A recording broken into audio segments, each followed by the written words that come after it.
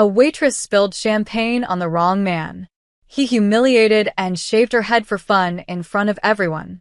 Then the doors opened, and her husband walked in, the quiet, powerful man who funded the entire event. What the room didn't know, he never forgives, and he always protects what's his. Ana Rodriguez wiped down her third champagne flute of the evening, trying to ignore the blister forming on her heel. The Grand Meridian Ballroom sparkled like something out of a fairy tale: crystal chandeliers, silk tablecloths, women in gowns that cost more than her yearly rent. She didn't belong here, not really. But when her manager called at 4 p.m. begging someone to cover Maria's shift at this charity banquet, Ana had said yes. She always said yes. "More champagne over here," a voice barked from table 7. Ana grabbed a fresh bottle from the service station and headed over, her sensible black flats squeaking slightly on the polished marble. Table 7 was loud. 6 young men in expensive suits, their faces flushed from drinking, their laughter cutting through the chamber music like broken glass. She recognized one of them from the newspapers. Ethan Marlowe, 28 years old, heir to the Marlowe Group, one of the biggest real estate developers in New York. His father owned half of Manhattan, and Ethan acted like he owned the other half. "Finally," Ethan said as Ana approached. He didn't look at her face, just thrust his empty glass toward her like she was invisible. Ana's hands trembled slightly as she poured. She'd been on her feet for 6 hours. The bottle was heavier than it looked, and the chandelier light was right in her eyes, and the champagne splashed over the rim of Ethan's glass, spilling onto his crisp white shirt and navy suit jacket. The table went silent. "Oh my God, I'm so sorry." Ana grabbed a napkin, her heart hammering. "Let me. Are you kidding me?" Ethan shot to his feet, holding his arms out. The champagne had left a dark stain across his chest. "This is a $5,000 suit. I'll get club soda. I can fix it." "You can fix it?" Ethan's voice rose, and suddenly everyone nearby was turning to look. "Do you have any idea what this jacket costs?" "What my shirt costs. More than you make in 6 months, sweetheart." Ana's face burned. "Sir, I really am sorry. It was an accident." "An accident?" One of Ethan's friends laughed, pulling out his phone. "Dude, this is gold. Are you recording this, Tyler?" "Already on it," another one said, camera pointing at her. Ana wanted to disappear. She could feel hundreds of eyes on her now, could see other servers frozen in place, unsure whether to help. The musicians had stopped playing. "Please," she whispered. "I'll pay for the cleaning." "You'll pay?" Ethan stepped closer, and Ana smelled the alcohol on his breath. "With what?" "Your tips." He turned to his friends, playing to his audience now. "Guess they really do let anyone work these events these days. No standards anymore." Laughter rippled through the nearby tables. Not loud laughter, but the polite kind that hurt worse, like people were embarrassed for her, but not enough to stop it. Ethan grabbed his wine glass, dangling it mockingly in front of Ana's face. Maybe they should make sure the help knows how to hold a bottle before they let them near the good stuff. Ana's eyes stung. She tried to back away, but Ethan caught her wrist. Wait. I've got an idea." His eyes were bright with alcohol and malice. "You know what? You ruined my night. My $5,000 suit. I think you need to learn a lesson." "Ethan, come on, man," one of his friends said weakly, but he was grinning. Ana's stomach dropped as Ethan reached into his pocket and pulled out a pocket knife, one of those expensive Swiss ones with a dozen attachments. He unfolded a small pair of scissors. "What are you, no, please?" Ana tried to pull away, but his grip tightened. "Hold still," Ethan said, and before she could scream, he grabbed a chunk of her long brown hair and snipped it off with the scissors. The hair fell to the floor in a dark ribbon. Ana gasped, her free hand flying to her head. The room erupted in shocked murmurs, but no one moved. No one helped. "There," Ethan said, laughing. "Now we're even. Your hair for my suit. Fair trade." Ana couldn't breathe. Couldn't think. She stood there, shaking, feeling the uneven ends where her hair used to be. Tears blurred her vision. "Please," she heard herself say. "Please don't hurt me. I'll clean it up. I'll fix everything. Please just." She dropped to her knees, grabbing the napkins, trying to clean the champagne off his shoes now. Anything to make this stop. The cameras kept recording. The laughter kept coming. And then the doors opened. The massive double doors at the entrance to the ballroom swung inward, and the room fell silent. A man walked in. He wore a charcoal suit that fit like it was painted on, a black overcoat draped over his shoulders. His dark hair was perfectly styled, his jaw sharp enough to cut glass. He moved with the kind of quiet confidence that made everyone step aside without thinking about it. Anna didn't look up. She was still on her knees, still trembling, still holding the champagne-soaked napkins. The man's footsteps stopped. Anna finally raised her head, and her breath caught. Matteo. Her husband's dark eyes took in the scene. Anna on the floor, hair in her hand, tears on her face. Ethan standing over her, scissors still in his grip, grinning for the cameras. For 3 seconds, nobody moved. Then Matteo walked forward. Slowly, deliberately. He unbuttoned his overcoat as he moved, slipping it off his shoulders. When he reached Anna, he knelt down and draped the coat over her, covering her shaking shoulders. "Stand up, Cara," he said softly. Anna stood on unsteady legs, and Matteo rose with her, keeping one hand on her back. Then he turned to face Ethan Marlowe. "You just humiliated my wife," Matteo said. His voice was quiet, calm, terrifying. "And you did it in my house." Ethan's grin faltered. "Your house." "I funded this entire event," Matteo said. "This room, this charity, everything you're standing on. Mean it." The color drained from Ethan's face. Matteo's expression never changed. "And you thought it would be fun to cut her hair off like an animal." Every camera in the room was now pointed at them. "You made a mistake tonight, Mr. Marlowe," Matteo said quietly. "And I'm going to make sure you understand exactly what that mistake cost you." Ethan's laugh came out nervous, forced. "Look, man, I don't know who you think you are." "Security," Matteo said, not raising his voice, not even looking away from Ethan. For men in black suits materialized from the edges of the ballroom. They moved like shadows, silent and efficient. "Wait, you can't just..." Ethan backed up a step, his friends suddenly very interested in their phones, in the floor, in anything but helping him. "Escort Mr. Marlowe and his guests out," Matteo said. "They're no longer welcome." "This is insane." Ethan's voice cracked. "My father donated $50,000 to this charity. You can't throw me out of a public event." Matteo finally smiled, and it was the coldest thing Anna had ever seen. "This isn't a public event, Mr. Marlowe. This is my event. My charity. My ballroom," he paused. "And that was my wife." The security team moved in. Ethan tried to pull away, but one of the men gripped his elbow firmly. Not violent. Not aggressive. Just absolutely immovable. "You're going to regret this," Ethan shouted as they guided him toward the exit. "My father will destroy you. Do you know who we are?" Matteo's expression never changed. "Yes." "Do you know who I am?" The question hung in the air as security escorted all 6 young men out. The ballroom remained silent except for the sound of expensive shoes on marble and Ethan's fading protests. When the doors closed, the murmuring started. Hundreds of conversations at once, a wave of whispers and speculation. Anna stood frozen in Matteo's coat, aware that every person in the room was staring at them. Her hand went to her hair again, feeling the jagged, uneven cut. Shame burned through her chest. "Matteo," she whispered, "please, can we just go?" He turned to her, and his expression softened.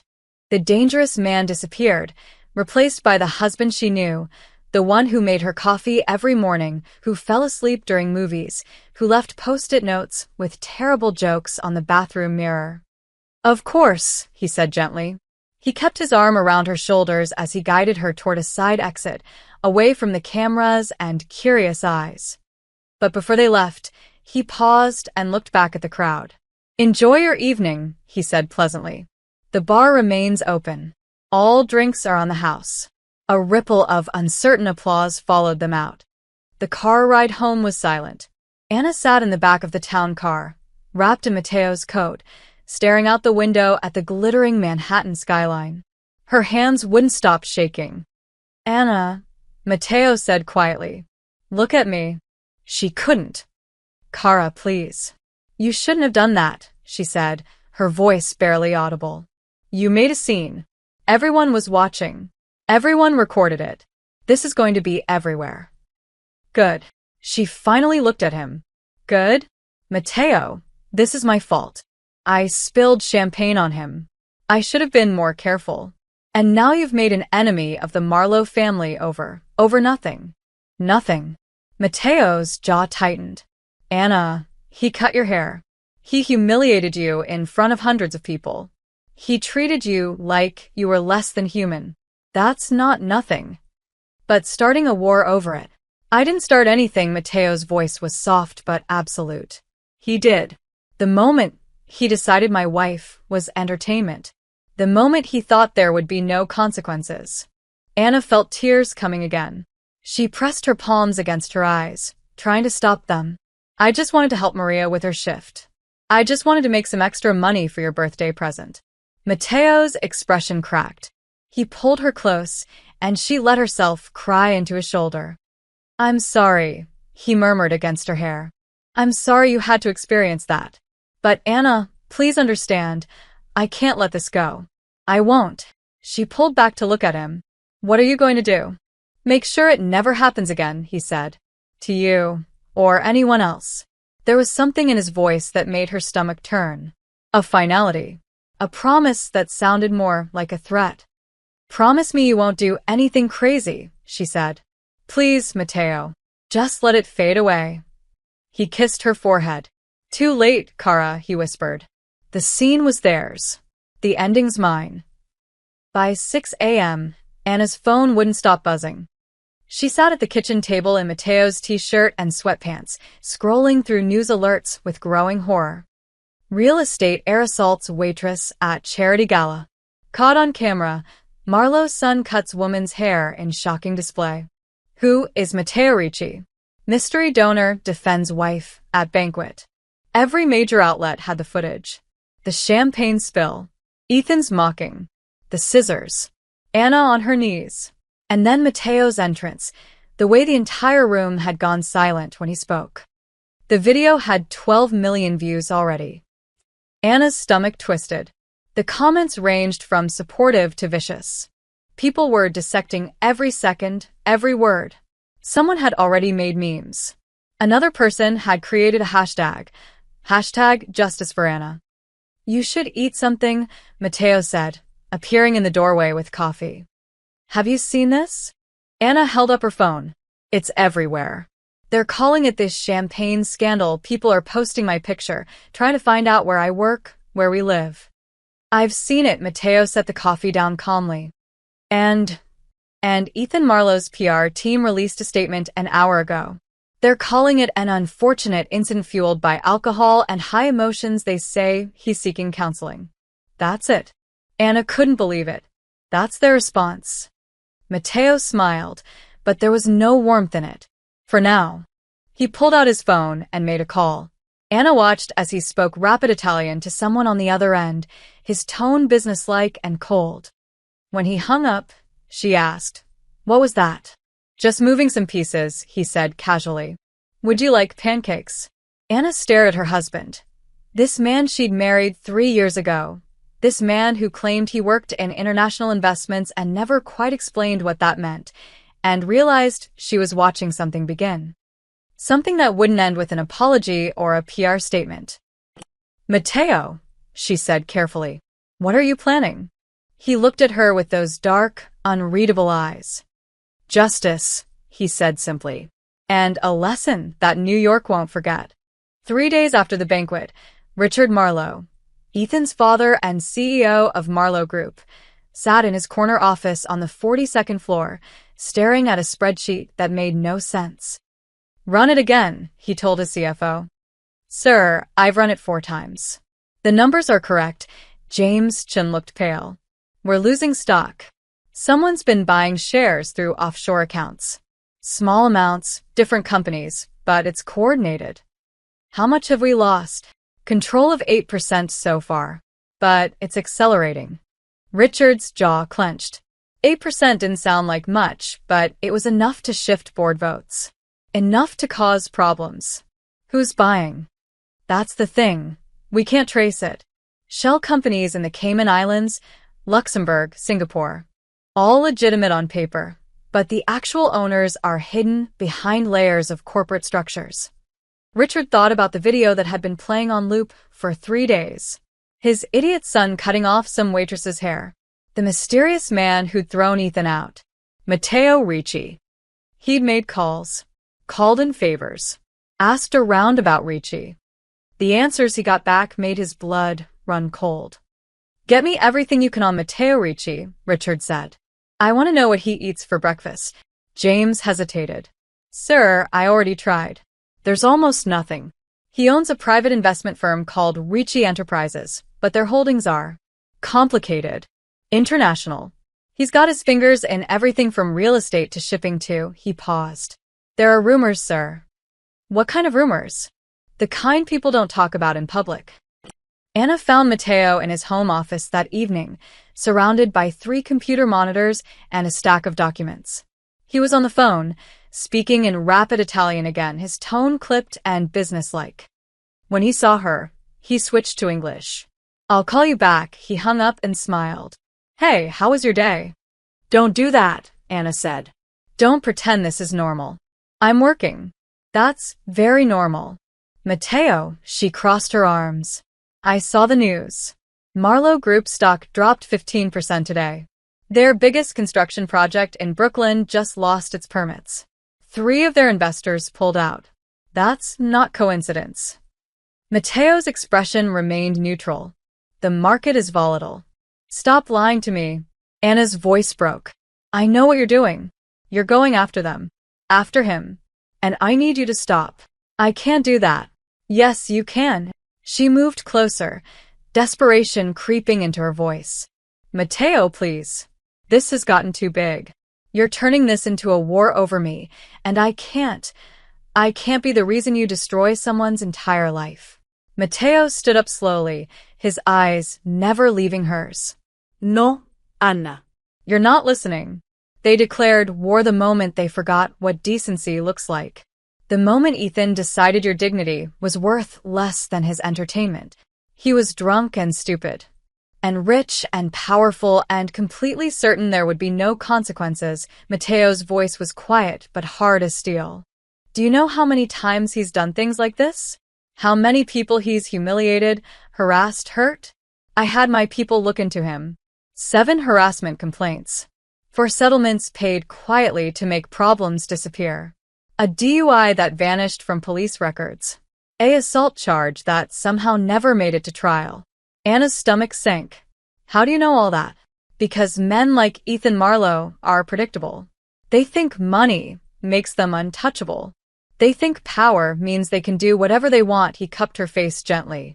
"And they keep doing it until someone shows them they're wrong. By bankrupting his family, by teaching them that actions have consequences. That's all." Anna pulled away. "That's not all, Matteo. You're not just teaching him a lesson. You're systematically destroying their company, their reputation, everything." Yes. The simple admission hung between them. "Why?" Anna whispered. "Why does it have to be so total?" Matteo was quiet for a long moment. Then he said, "When I was 12 years old, I watched my mother get fired from her cleaning job because her boss grabbed her and she pushed him away. She reported it. He denied it. She lost everything while he got promoted." His eyes were distant. "I swore that if I ever had power, I would use it to make sure that never happened to someone I loved. That the people who hurt them would pay. Really pay." Anna felt tears burning again. "I'm not your mother, Matteo. And this isn't about justice anymore. This is about revenge.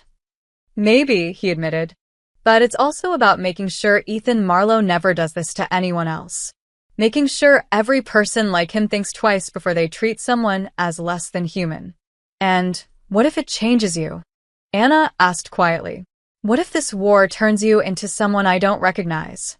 The question seemed to hit him harder than she expected.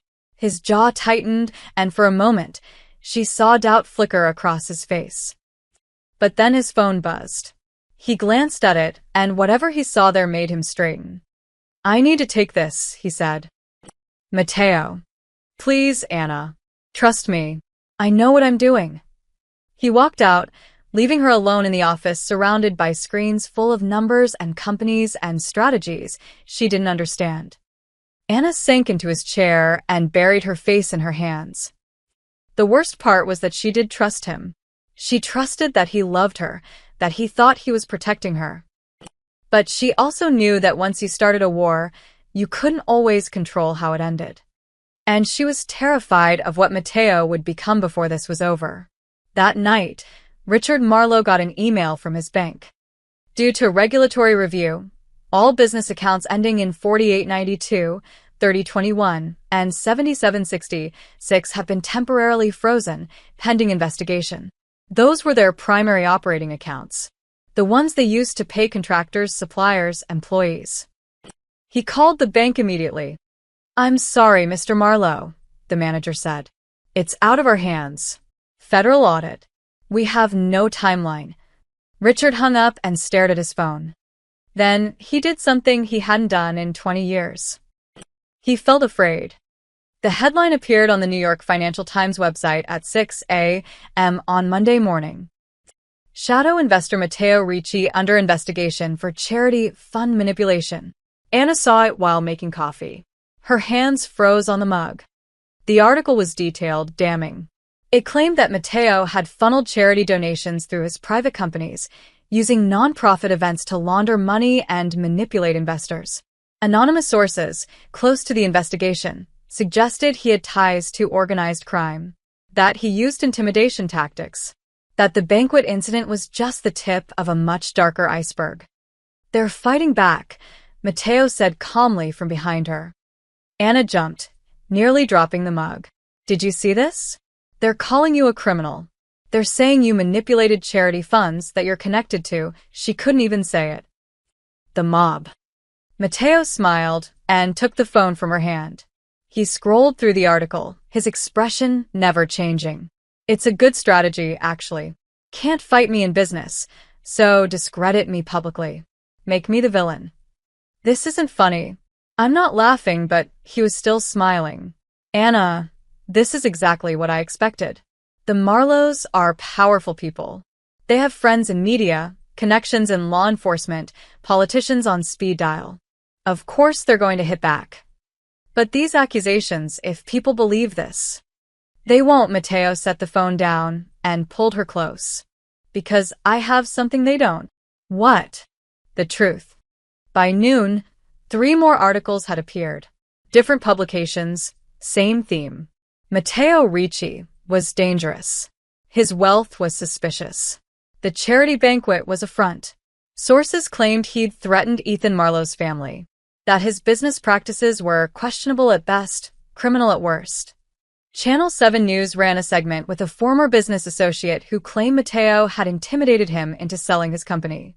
The man looked nervous, reading from notes, but his story was compelling. Anna watched from the couch, her anxiety building with each new report. The comment sections were turning. People who'd supported her days ago were now questioning everything. Maybe the husband is connected to organized crime. The whole thing seems suspicious now. Rich people destroying each other, who cares? Matteo walked in carrying his laptop, completely unbothered. He actually looked pleased. Why are you smiling? Anna demanded. They're destroying your reputation.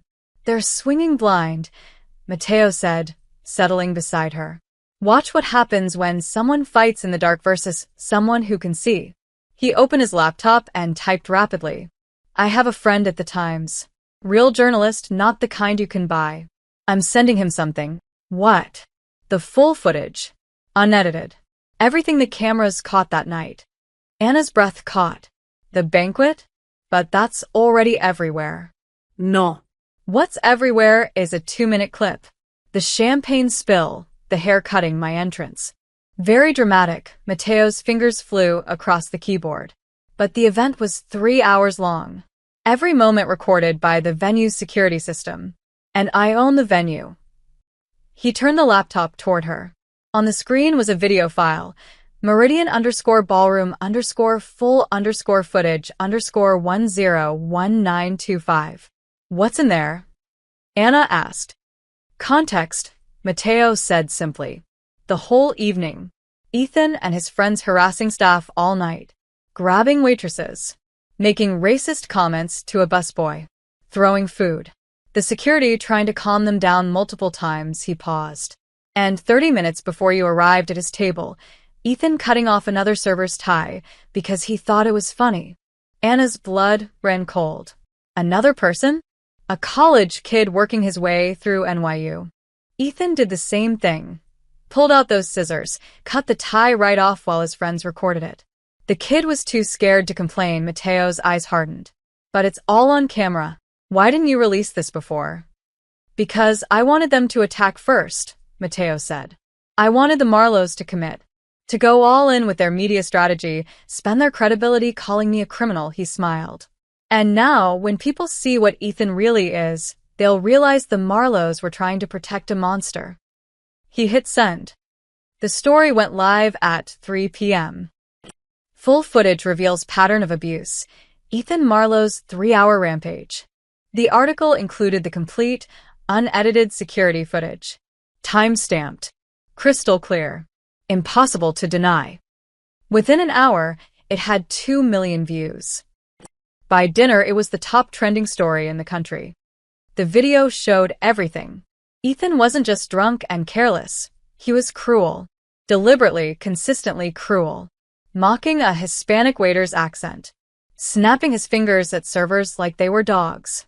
Cornering a young waitress and whispering something that made her face go pale. And yes, cutting that college student's tie, laughing while the kids stood there humiliated. Then came Anna's scene. But now, with full context, it looked even worse. This wasn't an isolated mistake. This was a pattern. A game. The comment sections exploded. This is disgusting. This man is a predator. And they tried to make the husband look like the criminal. The Marlows should be ashamed. Every single person who laughed should be held accountable. Anna watched the tide turn in real time. People who'd been defending Ethan went silent. The news stations that had run negative stories about Matteo started issuing corrections. Apologies. The Financial Times just retracted their article, Matteo said, refreshing his phone. And Channel 7's source admitted he was paid by Marlowe Group's legal team to make those statements. They paid someone to lie about you. Of course they did. But now everyone knows it. Matteo looked satisfied. The beautiful thing about the truth, Anna, is that it doesn't need to be loud. It just needs to be undeniable. Anna felt something shift in her chest. Relief mixed with something else. Something uncomfortable. You planned this, she said slowly. From the beginning. You knew they'd attack you and you waited. I strategized. Matteo corrected. There's a difference. Is there? He met her eyes. Yes. Strategy means thinking 3 moves ahead. It means understanding your opponent and letting them make mistakes. He reached for her hand. I didn't create Ethan's cruelty, Anna. I just made sure everyone could see it clearly. Anna wanted to argue. Wanted to say this felt manipulative, calculated, cold. But she couldn't. Because as she watched the news anchors condemning Ethan, as she read the thousands of comments supporting her, defending her, she felt something she hadn't felt since that night. Safe. For the first time since being humiliated in front of hundreds of people, she felt like maybe the world was actually on her side. And that terrified her almost as much as Matteo's methods did. Because if she was honest with herself, a small part of her was glad. Glad that Ethan Marlowe was finally being seen for what he really was. And glad that her husband knew exactly how to make that happen. Anna stopped going outside. Not officially. Not dramatically. She just found reasons to stay home. Groceries could be delivered. She called in sick to her waitressing job, her real job, the diner in Brooklyn where she'd worked for 4 years. Her manager had seen the videos, told her to take all the time she needed. Time. As if time could erase being the most talked about woman in New York. On Thursday, 5 days after the banquet, Anna stood in front of the bathroom mirror with scissors in her hand. Her hair was still uneven, still showing where Ethan had cut it. She'd been wearing it in a ponytail, hiding it, but now she stared at her reflection and felt something crack inside her chest. She started cutting. Not wildly. Not emotionally. Just evening it out, making it purposeful instead of accidental. Taking back control in the only way she knew how. When she finished, her hair fell just above her shoulders, shorter than she'd worn it since high school, but clean. Intentional. Hers. Matteo found her sweeping up the hair from the bathroom floor. Anna, he said softly. You didn't have to do that alone. We could have gone to a salon. I needed to do it myself. She didn't look at him. I needed to fix it myself instead of having someone else fix it for me. The words hung between them, loaded with meaning. Matteo leaned against the doorframe. Are we still talking about hair? Anna set down the broom. I got another interview request today. Good Morning America wants me to come on and tell my story. They're offering $20,000. You don't need their money.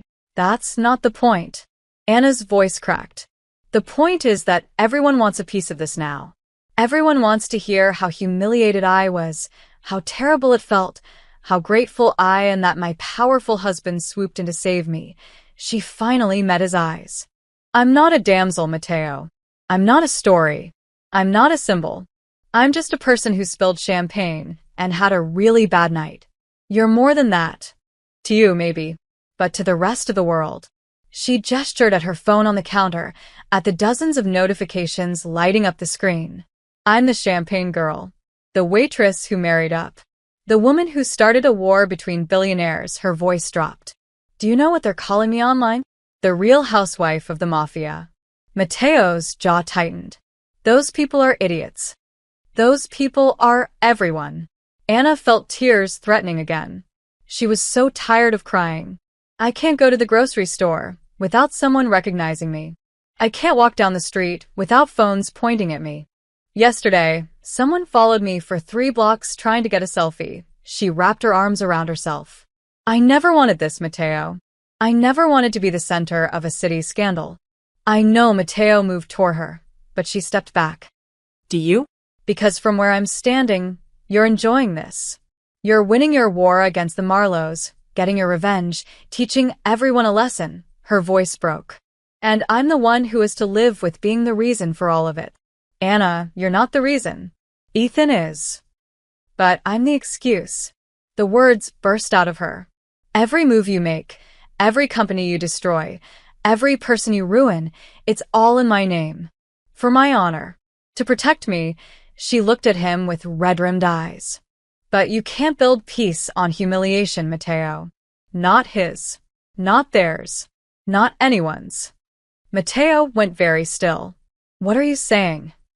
I'm saying this needs to stop. Anna's voice shook but stayed firm. I know you think you're protecting me. I know you think you're creating justice.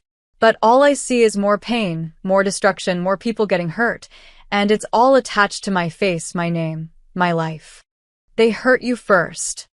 And now you're hurting them back, and it doesn't make what happened to me any less real. Anna wiped at her eyes angrily. It doesn't change the fact that I was humiliated. It doesn't erase the video. It doesn't give me back my dignity. All it does is make me feel like I'm responsible for whatever happens to them. Matteo looked stricken. You're not responsible.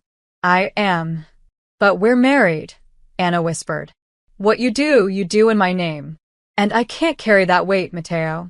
I can't be the reason someone's life falls apart, even if they deserve it. The bathroom fell silent except for the drip of the faucet. Finally, Matteo spoke, his voice barely audible. So, what do you want me to do? Anna had been asking herself that question for days. What did she want? For Ethan to face consequences? Yes. For people to understand what he'd done? Absolutely. But for his entire family to lose everything? For Mateo to become someone who destroyed lives as easily as he saved hers? I want you to remember why you're doing this, she said finally. Is it for justice? Or is it for revenge? Because those are different things, Mateo. And I'm not sure you know the difference anymore. Mateo stared at her for a long moment. Then, quietly, maybe you're right. What? You said I can't build peace on humiliation. He moved closer, and this time, she didn't step back. But maybe I can build justice on memory. On making sure this matters. On creating something good from something terrible. How? I don't know yet, he touched her new, shorter hair gently. But you're right. I've been so focused on destroying them that I forgot what I'm actually fighting for. His dark eyes met hers. I'm fighting for a world where what happened to you never happens to anyone else. And I can't create that world through destruction alone. Anna felt something loosen in her chest. Not relief, exactly, but hope. So you'll stop? She asked. Mateo hesitated. I'll adjust. Think strategically instead of emotionally, he cupped her face. But Anna, I can't completely stop. Not until I'm sure they understand. Not until there's real change. It wasn't the answer she wanted. But looking into his eyes, seeing the conflict there, the war between his love for her and his need for justice, she understood. This wasn't over. But maybe, just maybe, it could end differently than she feared. Okay, she whispered. Just remember who you are. Remember why I married you. Why did you marry me? Mateo asked softly. Anna managed a small, sad smile. Because you were the kindest man I'd ever met. Don't forget that kindness, Mateo. Even when you're being strategic. He kissed her forehead, and she felt him tremble slightly. Her words had gotten through. Not enough to stop him, but enough to change him. And for now, that would have to be enough. The calls started Monday morning. Richard Marlowe's phone rang at 7 a.m. It was the head of the city's building department. Richard, we've got a problem with the Hudson Yards project. New environmental assessment came through. Looks like we'll need to halt construction pending review. Environmental assessment? We passed inspection 3 months ago. New regulations. Federal. Out of my hands. Saw the... Richard hung up and immediately got another call. The Brooklyn Development Authority. The permit for their luxury condo project in Williamsburg, the one that was supposed to break ground in 2 weeks, had been flagged for zoning inconsistencies. What inconsistencies? We've had approval for 8 months. There's some question about the original surveys. We'll need to re-review. Could take 60 to 90 days. By 9 a.m., Richard had received 4 more calls. Each project, delayed, reviewed, questioned, halted. Each excuse different, but the effect identical. Marlowe Group's operations were grinding to a stop. This is coordinated, Richard told his executive team in an emergency meeting. Someone is hitting us from every angle. But who has this kind of reach? His COO asked. This isn't just business pressure. This is regulatory, governmental. Richard said the name like a curse. He's got connections we don't understand. People we can't touch. James Chin pulled up a spreadsheet. It gets worse. 3 of our major suppliers called this morning. They're reassessing their partnership agreements translation. They're walking away from contracts. They can't just walk away. We have legal agreements. They're willing to pay the penalties. Someone's offering them better terms elsewhere. James's voice was grim. And sir, the stock dropped another 12% at market open. We're down 40% total from last week. 40%. In 1 week. Richard felt the walls closing in. Anna saw the news while at the diner. She'd finally returned to work, needing normalcy more than she needed to hide. Her coworkers treated her carefully, like she might break, but at least they treated her like a person. The TV above the counter showed a financial news segment. Marlowe Group in freefall. What's behind a real estate giant's sudden collapse? Rough week for those guys. Jake, the line cook, commented. Couldn't happen to nicer people, though. Did you see what that Ethan kid did to you? Anna's stomach twisted. Yeah, I was there. Oh, right. Sorry, Jake looked embarrassed. I just meant karma, you know? Karma. Everyone kept using that word, like the universe was naturally balancing itself, not being deliberately pushed by her husband's invisible hands. She pulled out her phone and texted Matteo. We need to talk. Tonight. His response came immediately. Of course. I love you. 3 words that used to make her feel safe. Now they made her feel complicit. That afternoon, the health inspector showed up at 3 Marlowe-owned hotels simultaneously. Code violations everywhere. Outdated fire suppression systems. Improper food storage. Issues that had somehow never been problems during previous inspections. This is harassment. Richard shouted into his phone at the inspector's supervisor. These hotels have been operating for 15 years. Then they've been violating code for 15 years, Mr. Marlowe. I suggest you address it. The fines would be in the millions. The repairs would take months. The publicity would be devastating. And through it all, Matteo Ricci's name appeared nowhere. No obvious connections, no traceable interference. Just a series of unfortunate coincidences that were anything but coincidental. You said you'd think strategically instead of emotionally, Anna said that evening. She sat across from Matteo at their kitchen table, her arms crossed. This doesn't look strategic. This looks like annihilation. Matteo poured them both wine. It is strategic. I'm systematically removing their ability to continue operating while keeping my fingerprints off everything. That's not better, Matteo. That's just being sneaky about destruction. No, he set down the wine bottle carefully. It's being precise. Every regulation I'm using is real. Every inspection is legitimate. Every supplier who's walking away is doing so because I'm offering them better terms that help their businesses grow. He met her eyes. I'm not breaking laws, Anna. I'm enforcing them. I'm using the system exactly as it's designed to work. Against one family. Against one family that's been circumventing that same system for decades. Matteo's voice was calm but firm. The Marlowes have used their money and influence to skip inspections, ignore regulations, bribe officials. I'm not creating problems for them. I'm removing the protection that let them ignore existing problems. Anna wanted to argue, but she couldn't deny the logic. So, this is justice. This is accountability. Matteo reached for her hand. And Anna, I promise you, I'm doing this carefully, thoughtfully. No one's getting hurt except the people who deserve it. What about their employees? The people who work for Marlowe Group who did nothing wrong. Matteo paused. I've already arranged for their key people to receive job offers from competitor companies. Better salaries. Better benefits. He squeezed her hand. You were right. I can't let innocent people suffer because of what Ethan did. So, I'm not. Anna stared at him, caught between admiration and fear. This was the man she'd married. The one who thought 10 steps ahead, who considered every angle. But it was also a man wielding power in ways she couldn't fully comprehend. How much further does this go? She asked quietly. As far as it needs to. That's not an answer. Matteo was quiet for a moment.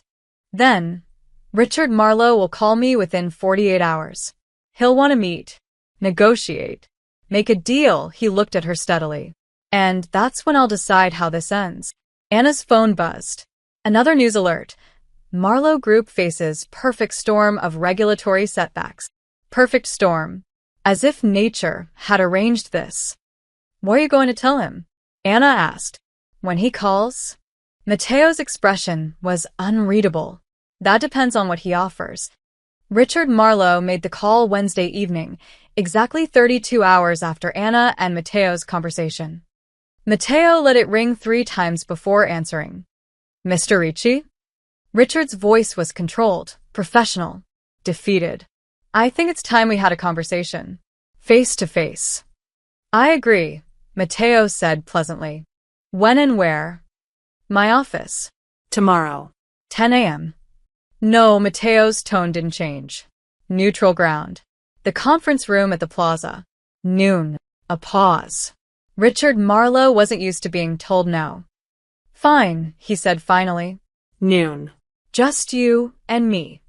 Just you and me, Matteo agreed. He hung up and looked at Anna, who'd been listening from the doorway. It's happening, he said.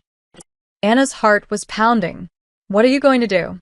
Matteo stood and walked to her, pulling her close. Win, he said simply.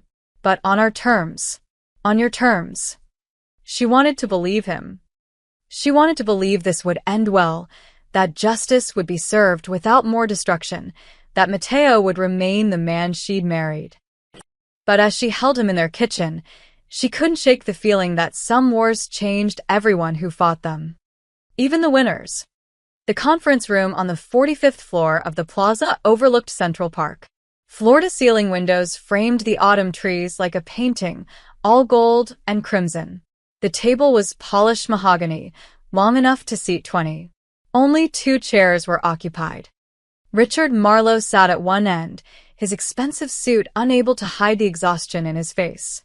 He'd aged 10 years in a week. Gray stubble shadowed his jaw, and his eyes had the haunted look of a man watching his empire crumble. Matteo sat at the other end, perfectly composed. Dark suit, crisp white shirt, no tie. He looked like he'd slept 12 hours and spent the morning at a spa. Between them, 50 feet of empty table and everything left unsaid. Thank you for meeting me, Richard began, his voice carefully neutral. Of course, Matteo's hands were folded on the table. Relaxed. Patient. Richard cleared his throat. I'll be direct. I know what you're doing. The stock purchases, the regulatory pressure, the supplier issues. It's coordinated. It's deliberate. And it's devastatingly effective. Is it? Matteo's expression gave away nothing. You know it is, Richard leaned forward. My company has lost 42% of its market value in 1 week. Projects are stalled. Investors are panicking. Our reputation is in shambles, he paused. You've made your point, Mr. Ricci. You've shown us you have power. That we made a mistake. Your son made a mistake, Matteo corrected softly.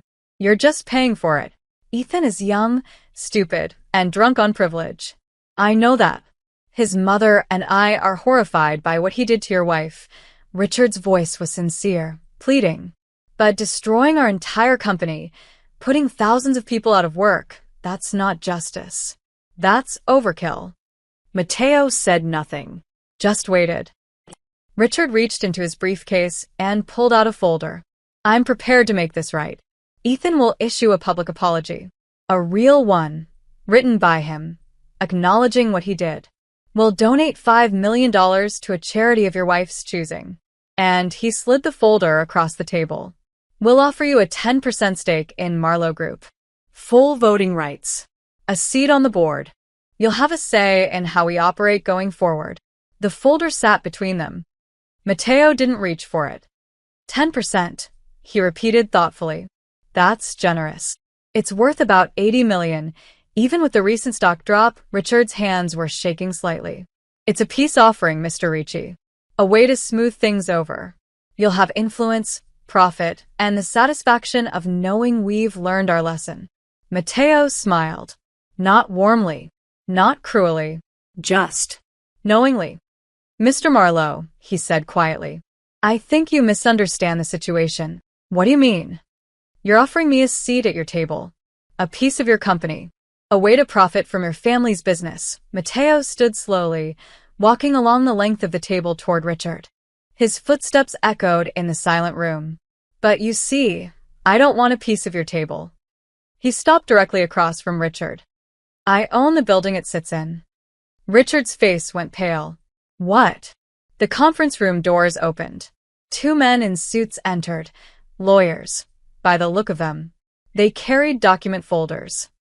These are representatives from Apex Holdings, Kronos Investment Group, and Sterling Capital Partners, Matteo said calmly. You might recognize those names. They're the shell companies that have been buying your stock. Richard's hands clenched on the armrests of his chair.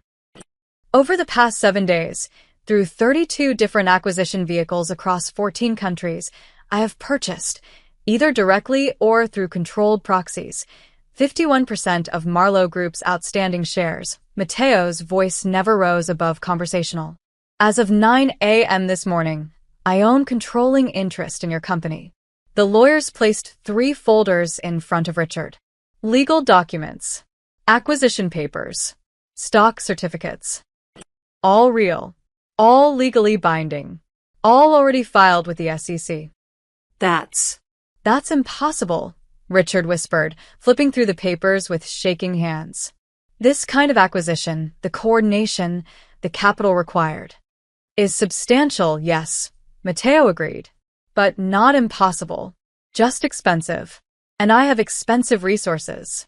Richard looked up, his face ashen. You can't do this. There are laws, hostile takeover regulations, all of which I've followed precisely. Matteo returned to his seat, settling back comfortably. Every purchase was legal.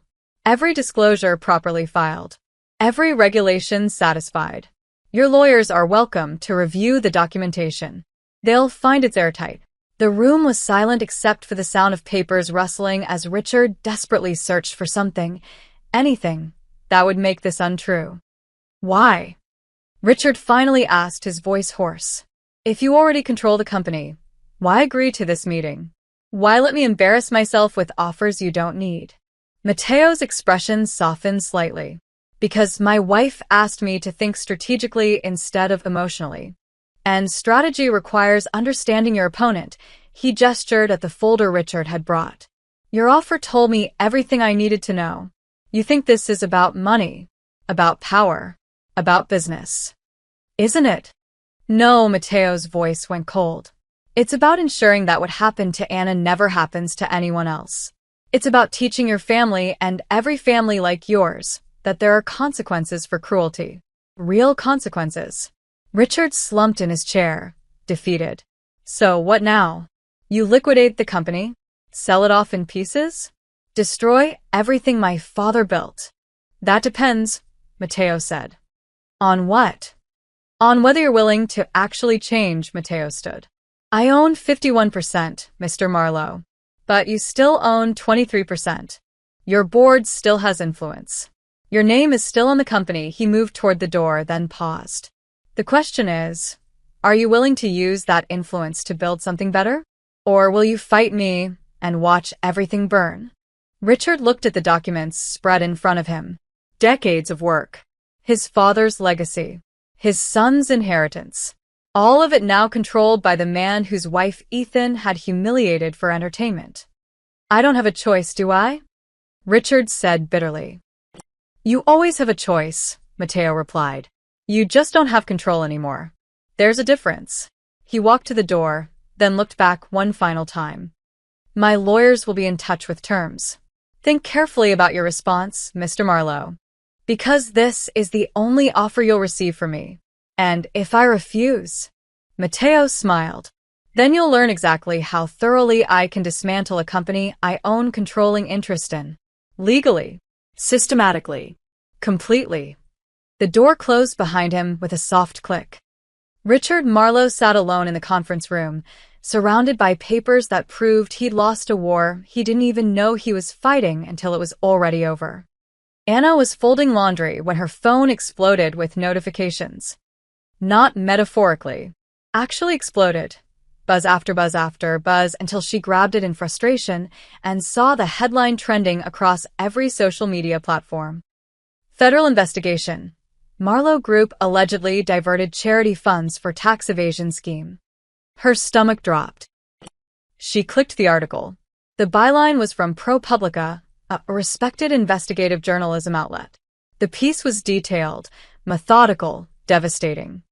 According to leaked documents from an ongoing federal investigation, Marlowe Group had been using charity events, including the very banquet where Anna had been humiliated, to funnel donation money through shell corporations. The donations were written off as tax deductions while the money was secretly routed back to Marlowe Properties through consulting fees and service contracts. The article included copies of financial records, email chains, bank statements. Everything meticulously documented. Everything damning. One email, sent from Ethan Marlowe's personal account, literally said, "Dad, The charity loop works perfectly. We write off 2M, cycle it back through the Cayman account, and pocket 18M clean. Inspector won't touch it. Anna read it 3 times, her hands shaking. Then she read the disclaimer at the end. Marlowe Group representatives declined to comment. Federal investigators would neither confirm nor deny the existence of an investigation. Her phone rang. Mateo. Don't, she said when she answered. Anna. Don't tell me you didn't do this. Don't tell me it's coincidence. Her voice was shaking. A federal investigation? Leaked documents? The timing is too perfect, Mateo. Silence on the other end. Say something, Anna demanded. I didn't leak anything, Mateo said carefully. I don't know who gave those documents to ProPublica, but you knew they existed. Yes, and you knew they would surface. I suspected. Anna closed her eyes. How long have you had those documents? Anna. How long? A pause. Then, quietly. About 4 days.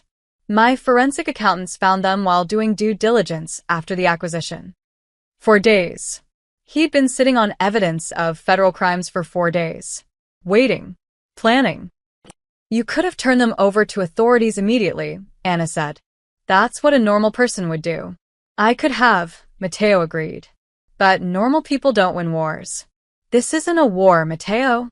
This is, she struggled for words. This is complete destruction. You didn't just beat them. You buried them. They buried themselves, Mateo said, his voice hardening. Those documents are real, Anna. Those crimes are real. I didn't make Ethan write that email. I didn't force the Marlowes to steal from charity. I just made sure the truth came to light by leaking it to the press instead of law enforcement. I didn't leak anything. But if someone else did, someone who works at Marlowe Group, someone who is disgusted by what they found, I can't control that. Anna felt sick.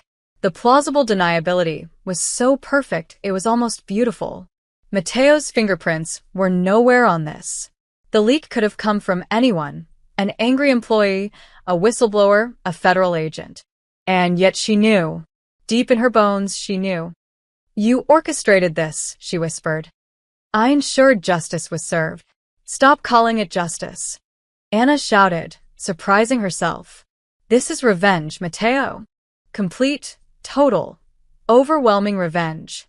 You didn't just make them pay for what Ethan did. You destroyed their entire legacy, their company, their reputation, their freedom if this federal investigation is real. If. Mateo's voice went cold. Anna, they committed crimes. Real crimes. They stole from charities that help sick children, homeless families, cancer patients. They took money meant for people who desperately needed it and used it to buy vacation homes and luxury cars. His voice shook with genuine anger. So yes, I made sure those crimes were exposed. And yes, I made sure it happened in the most public, most devastating way possible. Because that's what they deserve. Anna sank onto the couch, the phone pressed to her ear. And what about what I deserve? What do you mean? I deserve a husband who doesn't terrify me, she said quietly. I deserve to look at you and see the man I married, not someone who manipulates federal investigations and ruins lives with the same ease he makes coffee in the morning. Mateo was silent for a long moment. When he spoke again, his voice was raw. I did this for you. No, Anna said. You did this for you. For your ego. For your need to win. Tears ran down her face. I asked you to stop. I asked you to think strategically instead of emotionally. And you heard, be smarter about revenge instead of stop hurting people. They hurt you first. And now they're destroyed. Anna screamed. Their company is gone. Their reputation is ruined. They're facing federal prison. When does it end, Mateo? When they're bankrupt. When they're in jail. When they're dead. When does your revenge finally feel like enough? The line was silent except for her ragged breathing. I love you, Mateo said finally, his voice barely audible. Everything I did because I love you. Because I couldn't stand watching you hurt and doing nothing. You did so much more than something, Anna whispered. You became someone I don't recognize. Anna, please. I need space, she said. I need to think. I need to figure out if I can live with what you've done. With what you're capable of doing. Where are you going? My sister's place in Boston. Just for a few days, she wiped her eyes. Don't follow me. Don't send people to watch me. Don't be that person. Please. Another long silence. Okay, Matteo said quietly. I'll give you space. But Anna. What? I'm not sorry for exposing their crimes. I'm not sorry for making sure they faced consequences. His voice was firm, certain. But I am sorry that it cost me your trust. That's the one thing I never meant to lose. Anna hung up without responding. She sat on the couch, staring at her phone as notifications continued pouring in. The Marlowe story was everywhere now. Cable news, social media, late-night talk shows. Ethan's face next to mugshot-style photos. His father looking haggard outside their Manhattan offices. And somewhere in all of that chaos, orchestrated with precision and executed with ruthless efficiency, was her husband's invisible hand. Matteo had won. Completely. Bloodlessly. Perfectly. And Anna had never felt more alone. Anna was packing when she heard the front door open. She told Matteo she was going to Boston, but she hadn't left yet. Couldn't seem to make herself move. She'd been standing in their bedroom for 20 minutes, staring at an empty suitcase, paralyzed by the weight of everything that had happened. His footsteps were quiet on the hardwood floor. When he appeared in the doorway, he looked tired. Not physically. Matteo never looked physically tired. But there was something in his eyes. Something heavy. You're still here, he said. I'm leaving. Anna folded a sweater mechanically. I just needed to pack. Anna, can we talk? I think we've said everything. Please, he stepped into the room. 5 minutes. Then I'll call you a car. I'll give you all the space you need. Anna's hands stilled on the suitcase. She didn't turn around. What's left to say, Matteo? You won. The Marlowes are destroyed. Ethan will probably go to prison. His father's company is yours. You got everything you wanted. I didn't get what I wanted, Matteo said quietly. I wanted you to feel safe. To feel protected. To know that no one would ever hurt you like that again. By burying them, Anna finally turned to face him. By systematically destroying every aspect of their lives? That's not protection, Matteo. That's annihilation. They deserved it. Maybe they did. Anna's voice cracked. Maybe Ethan deserved to lose everything. Maybe his father deserved to have his crimes exposed. Maybe they're terrible people who've hurt others and deserved every bit of what you did to them. She wiped at her eyes angrily. But you didn't fix anything. You didn't make the world better. You didn't create justice. You buried them so deep they'll never see daylight again. Matteo's jaw tightened. So, what should I have done? Let them apologize and move on? Let Ethan face no real consequences? Let them keep operating the same way, hurting the same people, stealing from the same charities? I don't know. Anna's composure finally broke. I don't know what the right answer is. But I know that watching you become this person, this calculating, ruthless person who manipulates investigations and destroys companies and controls everything from the shadows, it scares me, Matteo. It scares me so much. I'm still the same person. No, you're not. Anna shook her head. The man I married would have been angry, yes. Would have wanted justice, absolutely. But he wouldn't have orchestrated a complete corporate takeover across 14 countries. He wouldn't have leaked federal documents to maximize media impact. He wouldn't have, she gestured helplessly. He wouldn't have enjoyed it. Matteo went very still. You think I enjoyed this? Didn't you? Anna met his eyes. Even a little? The strategy, the precision, the way every move worked perfectly? The way you sat across from Richard Marlowe and told him you owned his company? You can tell me it was all for justice, all for protection, but Matteo, there was power in it too. And power changes people. The words hung between them like smoke. You're right, Matteo said finally, his voice barely above a whisper. Anna blinked. What? You're right. He moved closer, slowly, like he was afraid she'd bolt. There was a part of me that felt satisfaction. watching them realize they'd underestimated me, watching their empire crumble, knowing I'd won so completely they couldn't even comprehend the scope of their loss. His hands clenched at his sides. And you're right to be scared of that, because I'm a little scared of it too. Anna's breath caught. When I saw you on your knees that night, Matteo continued, his voice raw, something in me broke. Or maybe it woke up. Something I've spent years keeping controlled, keeping quiet. He looked at her with haunted eyes. My mother died broken and poor because men with power crushed her and felt nothing. I swore I'd never let that happen to someone I loved. And when it did, when I saw you humiliated, crying, begging, his voice cracked. I became exactly what I needed to be to make sure it never happened again. A monster? Anna whispered. A weapon. Matteo's laugh was hollow. Precise. Efficient. Merciless. Everything necessary to win. He paused. But you're asking me if I can put that weapon down. If I can go back to being just. Matteo, your husband. The man who makes you coffee and leaves you stupid notes. Can you? He was quiet for a long moment, and Anna saw the war playing out behind his eyes. The part of him that had orchestrated this perfect revenge versus the part that just wanted to be loved by his wife. I don't know, he admitted. I know I should say yes. Promise you I'll never do something like this again. But Anna, if someone hurt you tomorrow, if anyone ever made you feel that way again, his voice went hard. I'd do it all over. Exactly the same. Maybe worse. The honesty of it was like a slap. So they never bury someone like you again, Matteo said quietly. That's why I did it. Not just for revenge. Not just for justice. But to send a message so loud, so clear, that anyone who even thinks about treating another person the way Ethan treated you will remember what happened to him.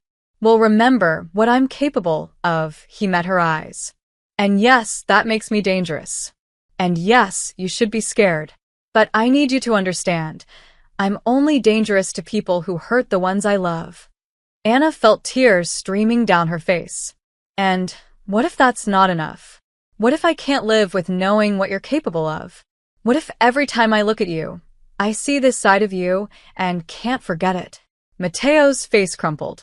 Then I lose the only thing that ever mattered, he said.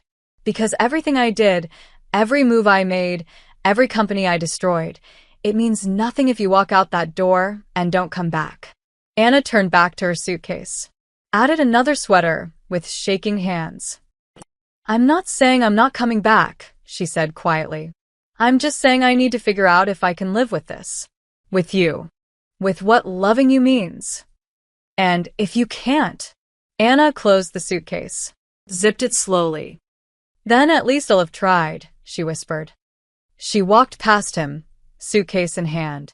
At the bedroom door, she paused without turning around. The man I married would have fought for justice, she said. But he would have remembered mercy too. Try to find that balance, Matteo, before the weapon is all that's left. Then she walked out, leaving him standing alone in their bedroom, surrounded by everything they'd built together and wondering if he'd just destroyed it all. Anna had been in Boston for 3 days when the news broke. She was sitting in her sister Elena's kitchen, nursing her second cup of coffee and trying to ignore her phone when Elena walked in with her laptop. You need to see this, Elena said, setting it on the table. Anna didn't want to see anything.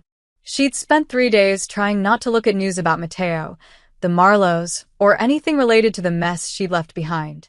She'd turned off notifications, avoided social media, even stopped checking her email. Elena, I really don't. Anna, look. Something in her sister's voice made her look. The headline read, Matteo Ricci announces $500 million foundation for worker dignity and protection. Anna's coffee cup froze halfway to her lips. The article explained that Matteo had restructured his acquisition of Marlowe Group, liquidating certain assets and redirecting them into a newly established charitable foundation. The Anna Ricci Foundation for Dignity in Labor would focus on protecting service workers from harassment, abuse, and exploitation. It would provide legal aid, advocacy, training programs, and emergency financial assistance. But that wasn't the twist that made Anna's hands shake. The foundation's inaugural donor list showed the Marlowe family contributing $250 million, half the foundation's total funding. What the hell? Anna whispered. She scrolled frantically through the article. There were quotes from Matteo about his wife's experience, inspiring the foundation. Statements about turning tragedy into positive change. And then, buried in the middle, the Marlowe family has demonstrated their commitment to making amends by pledging substantial resources to ensure no service worker experiences what my wife experienced. Their contribution represents not just financial support, but a fundamental shift in values. Anna's phone buzzed. A text from Matteo. I know you asked for space, but I thought you should hear this from me first. Check your email. With shaking hands, Anna opened her email. The message was short. Kara, you asked me to find balance, to remember mercy alongside justice. I'm trying. The Marlowes didn't just commit crimes against the law, they committed crimes against human dignity. But you were right. Burying them doesn't fix anything. It doesn't help the next person who gets treated the way you were treated. So I made them a deal. In exchange for reduced charges and the opportunity to retain 15% of their company, non-voting shares, the Marlowe family agreed to fund this foundation. Richard and Ethan will serve on the advisory board unpaid. They'll spend the next decade actively working to undo the culture they created. It's not mercy. It's redemption. Forced redemption, maybe, but redemption nonetheless. The foundation is named after you because you inspired it. Not because of what happened to you, but because of what you said to me. You can't build peace on humiliation, you were right. But maybe we can build something good from it. I love you. Whether you come home or not, I love you. Anna read it 3 times. Then she opened her laptop and started digging. The press conference had happened that morning. Anna found the full video on YouTube. Matteo stood at a podium, impeccably dressed as always, with a backdrop showing the foundation's logo, 2 hands reaching toward each other, one offering help, one receiving it. But he wasn't alone. To his left stood Richard Marlowe, looking 10 years older than he had at the plaza meeting. To his right, Ethan Marlowe, his arrogant smirk replaced with something that looked almost like shame. 3 weeks ago, Matteo began, his voice calm and measured, my wife experienced something no person should ever experience. She was humiliated, assaulted, and dehumanized while simply doing her job. The camera flashed to Ethan, who visibly flinched. The person responsible stands beside me today. Not because I've forgiven him.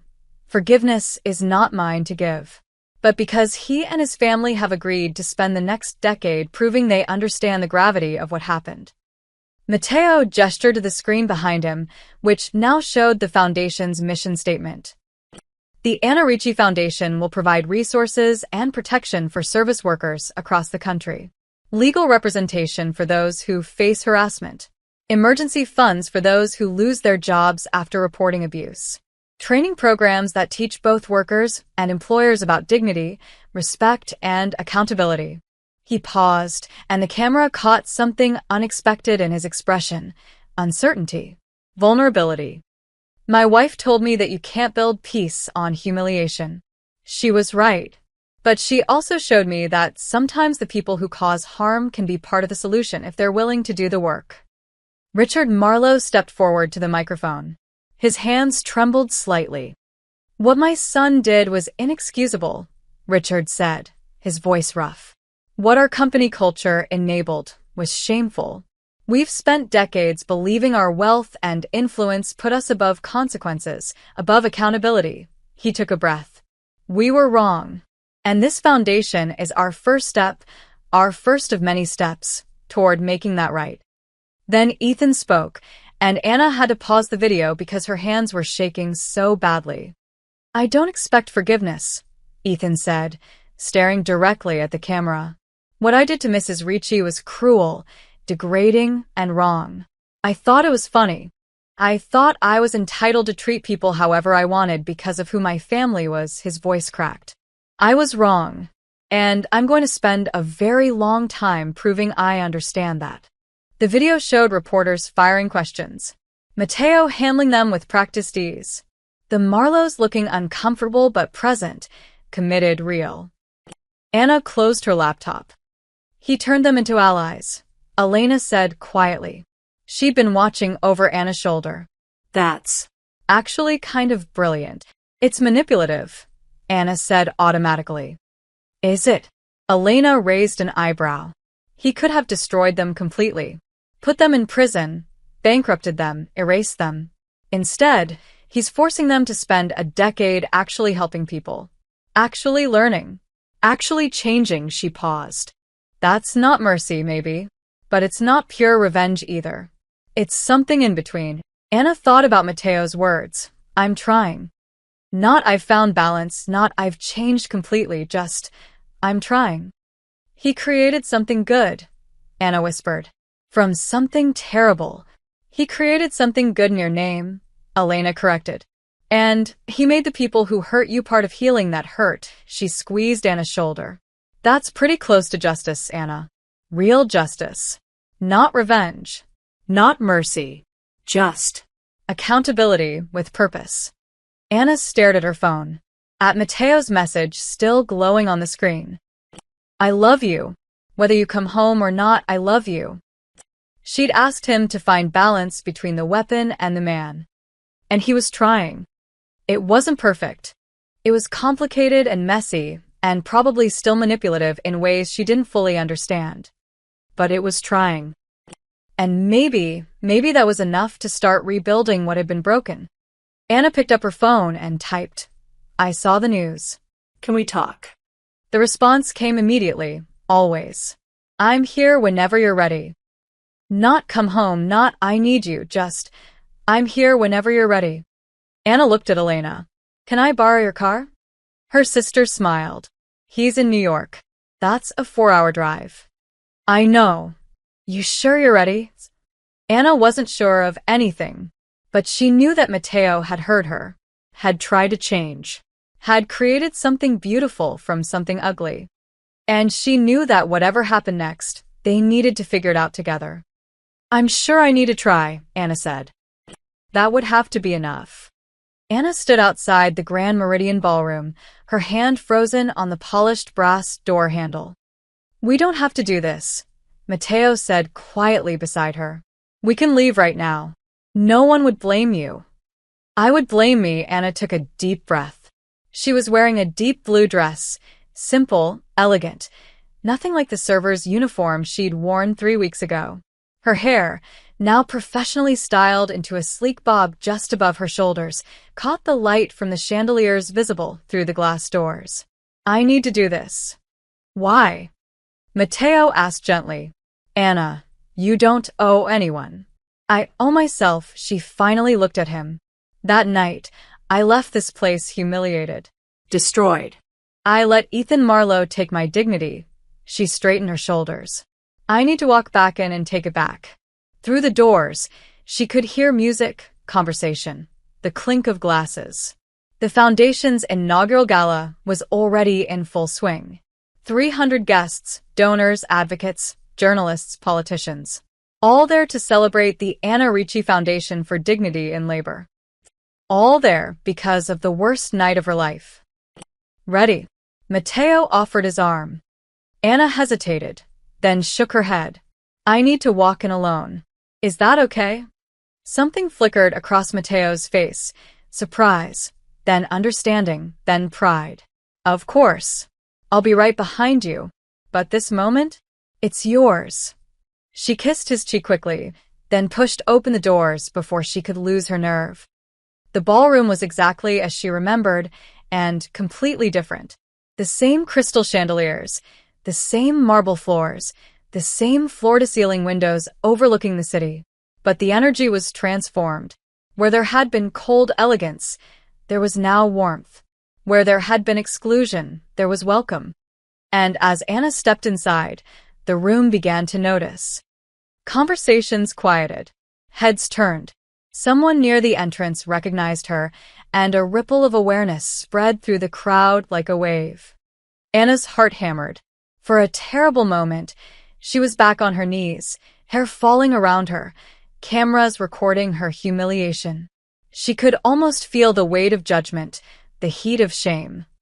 Then someone started clapping. A woman in a green dress, standing near the champagne fountain where Anna had grabbed the bottle that started everything. The woman was clapping, her face fierce and proud. Another person joined her. Then another. Then a whole section of the room. Within seconds, the entire ballroom was applauding. Not polite charity gala applause. Real applause. The kind that said, "We see you. We recognize what you survived. We're honoring your courage." Anna stood frozen in the doorway, tears threatening to spill down her carefully made-up face. She saw faces in the crowd, some she recognized from that awful night, people who'd stood silent while Ethan humiliated her.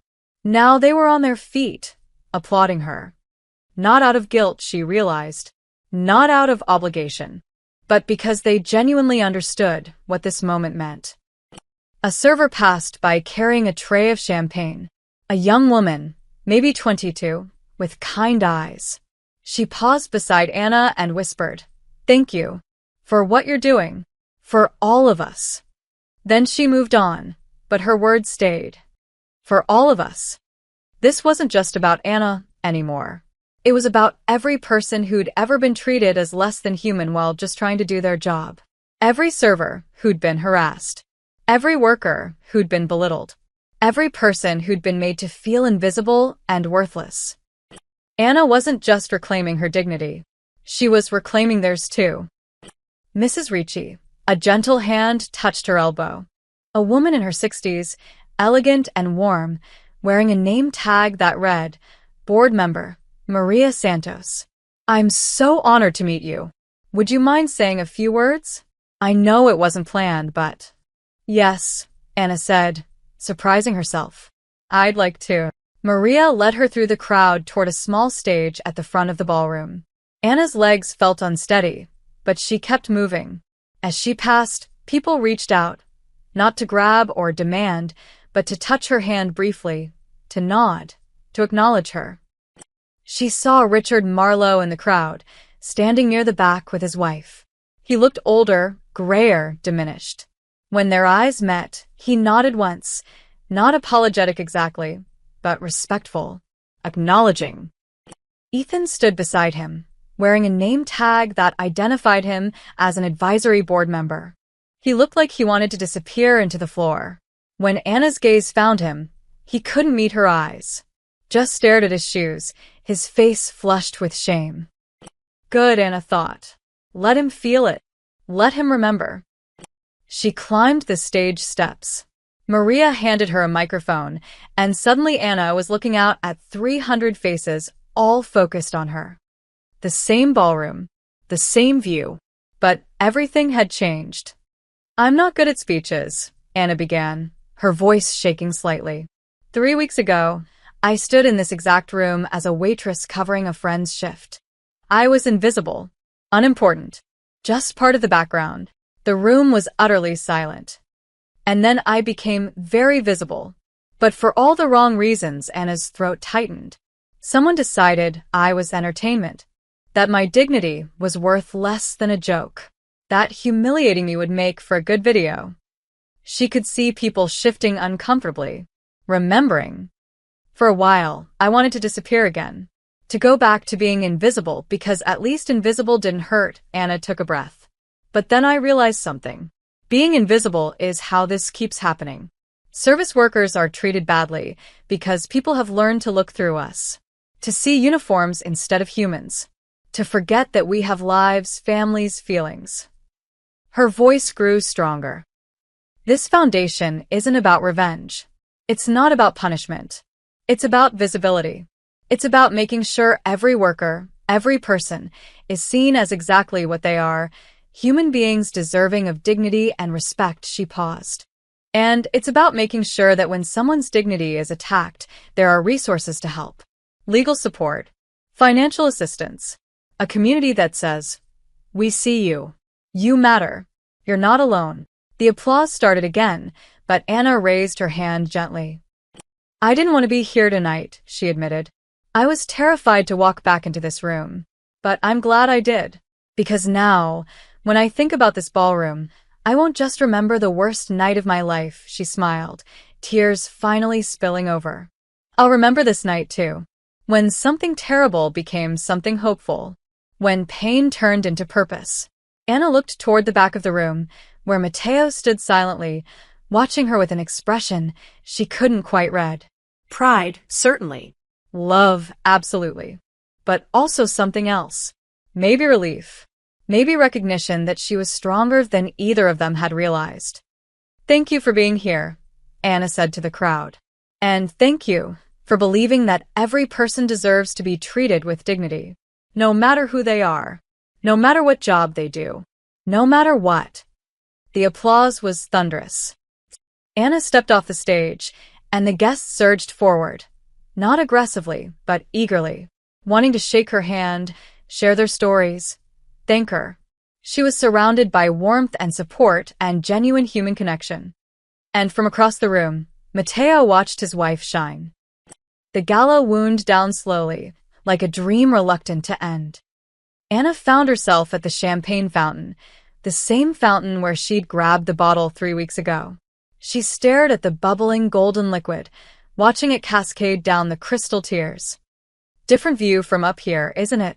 She turned to find Ethan Marlowe standing a careful distance away, his hands in his pockets.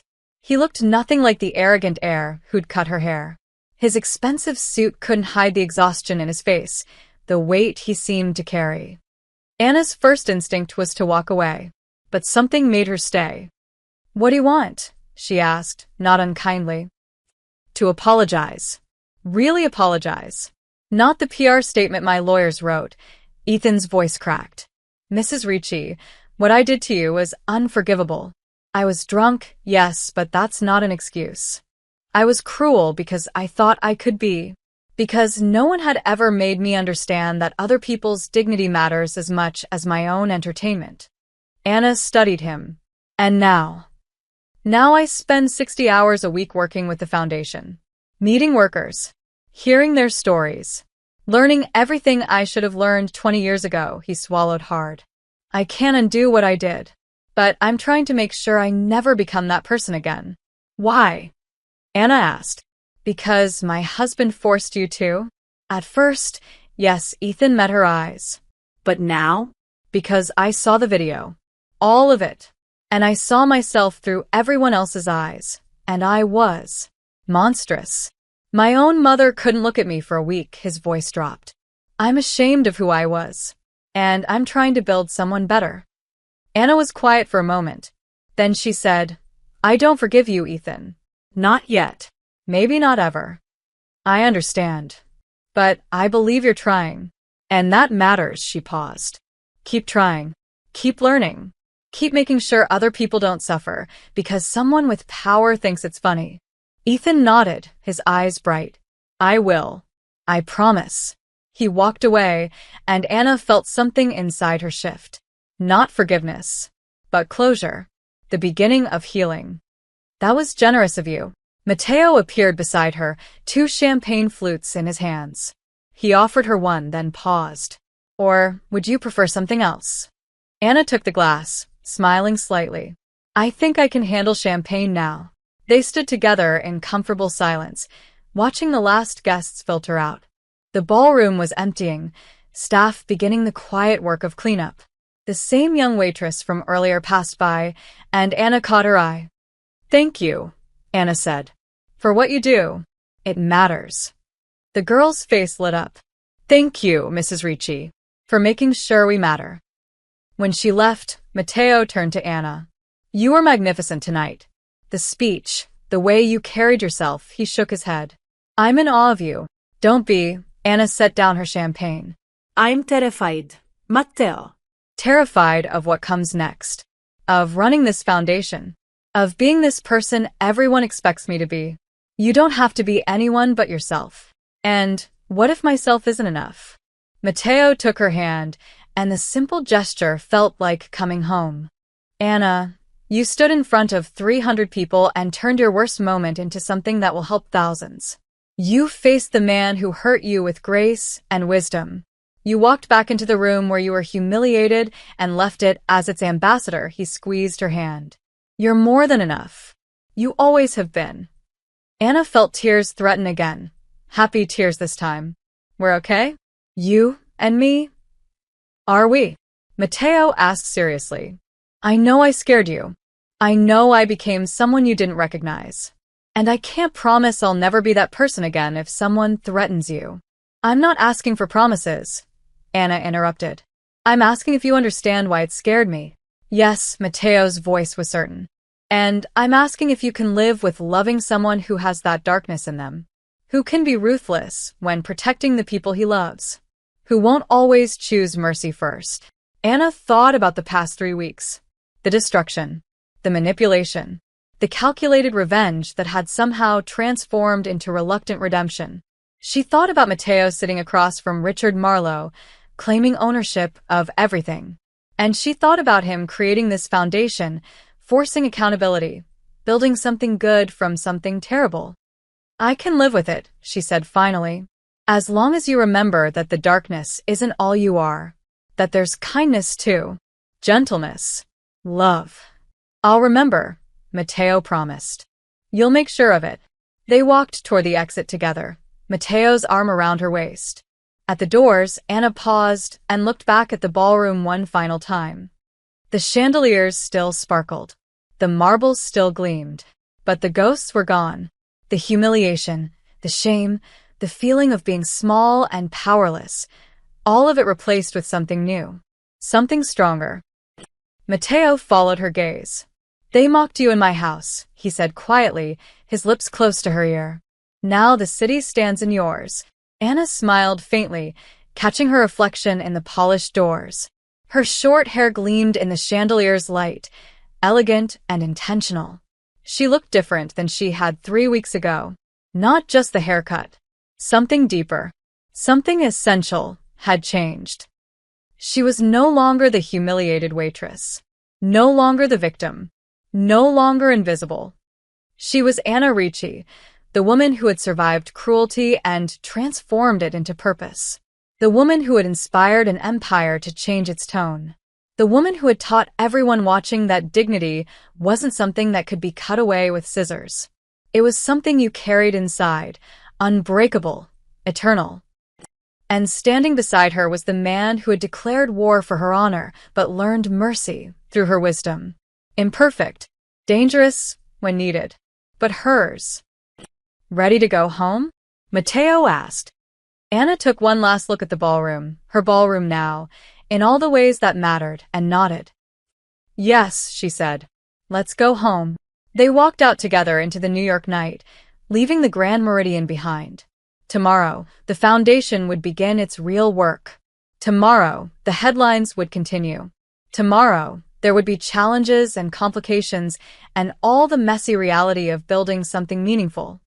But tonight, they had won something more valuable than revenge.